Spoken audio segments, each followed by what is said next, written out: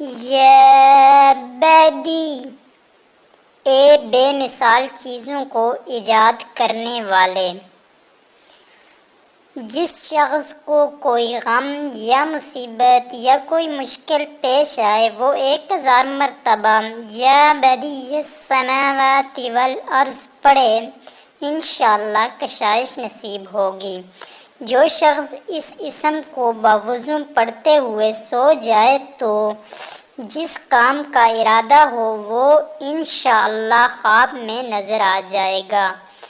جو شخص نماز عشاء کے بعد یا بدیع العجائب بالخیر یا بدیع 1200 مرتبہ 12 دن تک پڑھے گا تو جس کام یا مقصد کے لیے پڑھے گا انشاءاللہ وہ پورا عمل ختم ہونے سے پہلے حاصل ہو جائے گا۔ آزمودہ ہے۔